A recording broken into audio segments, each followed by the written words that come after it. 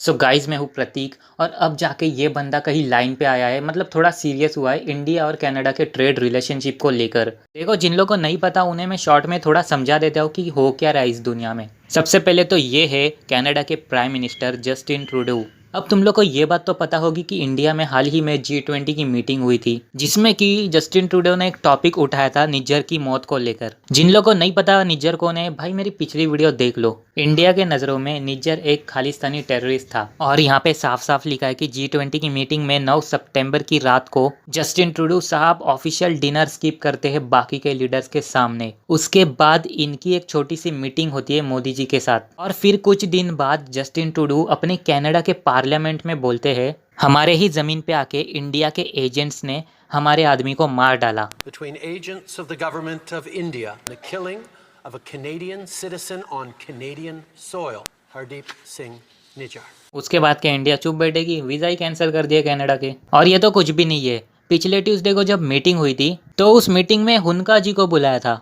ये वही इंसान है जो पूरी दुनिया के खिलाफ लड़के हिटलर का साथ दिया था और इस इंसान के लिए तालियां बजती है, स्टैंडिंग ओवेशन मिलता है और बोला जाता है कि आपने बहुत अच्छा लड़ा था दुनिया के साइड से। और मीटिंग के बाद इन्हें पता चलता है कि अरे ये तो दुनिया के खिलाफ लड़ा था। हालांकि ये सब होने के बाद जो कनाडा पार्लियामेंट में अपोजिशन पार्टी है उन्होंने ये सब पॉइंट रखे सामने और प्राइम मिनिस्टर जस्टिन को एक जिम्मेदार ठहराया, जिसकी वजह से जस्टिन ने पूरी दुनिया के सामने माफ़ी मांगी। और इनकी रेपुटेशन ऐसी गिरी है ना, इनके ही पार्लियामेंट में इनको देखो कैसे ट्रीट किया जा रहा है। I would like to present unreserved apologies for what took place on Friday. और तब जाके इनको रियलाइज़ होता है कि इतने बड़े प्राइम मिनिस्टर होने के बावजूद इनको तो वर्ल्ड की हिस्ट्री भी नहीं पता है और जज्बातों में आके इन्होंने बहुत बड़ी बड़ी गलतियां की है। लेकिन अब जाके जस्टिन साहब को यह समझ में आया है कि इंडिया और कनाडा के बीच में जो रिलेशनशिप और ट्रेड एग्रीमेंट है इसे भी थोड़ा सीरियसली लेना चाहिए, क्योंकि आप लोग को भी पता है अभी इंडिया एक फास्टेस्ट ग्रोइंग इकोनॉमी है और इस साल का देखा जाए तो पूरे ग्लोबली इंडियन मार्केट टॉप पे चल रहा है। मैं ये इसलिए बता रहा हूँ क्योंकि कनाडा ने अपने पेंशन फंड से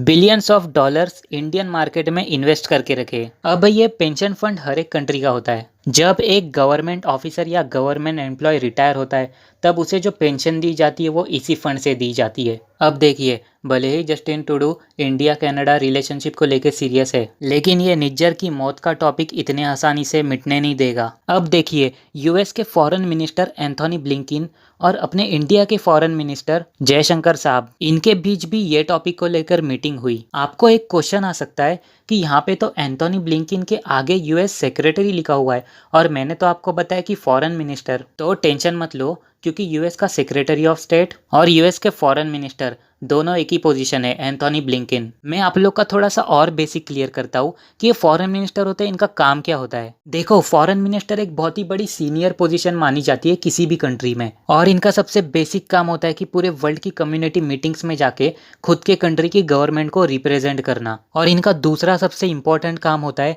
कि बाहर की कंट्रीज और अपनी कंट्री के बीच में जो रिलेशनशिप है, जो एक्सटर्नल अफेयर्स रहता है जैसे एक्सपोर्ट इंपोर्ट, ये सब पे ध्यान रखना। ये जो ब्लिंकिन और अपने जयशंकर साहब है, इनके बीच जो मीटिंग हुई उसमें एंथोनी ब्लिंकिन ने ये कहा कि जो निज्जर की मर्डर का एक्चुअल जिम्मेदार है उसे सामने से आके बोलना चाहिए। ब्लिंकिन ने यह भी कहा कि इंडिया और कनाडा दोनों को मिलकर इस मैटर को सॉल्व करना चाहिए। अब देखिए, यूएस ने यहाँ पे ये भी क्लियर कर दिया है कि वो किसी एक की साइड नहीं ले रहे, वो इंडिया और कनाडा दोनों की तरफ से न्यूट्रल है। इसलिए यूएसए एक ऑकवर्ड पोजीशन में है और रहेगा भी क्यों नहीं भाई, क्योंकि कनाडा और यूएस देखिए दोस्तों काफी टाइम से बहुत अच्छे फ्रेंड है और इनकी जमीन भी आसपास में ही है, ऊपर कनाडा नीचे यूएस है। लेकिन यूएसए को बहुत अच्छे से पता है कि अपने दोस्त कनाडा की यहाँ पे गलती है, क्योंकि जस्टिन ट्रूडो जज्बातों में आके यहाँ पे बड़े बड़े गलतियां कर चुके हैं। सो आज के लिए इतना ही रखते हैं। अगर इस वीडियो से आपको थोड़ा भी सीखने मिला है तो एक लाइक कर दो और अपन मिलते हैं अगले वीडियो में। जब तक के लिए बाय बाय।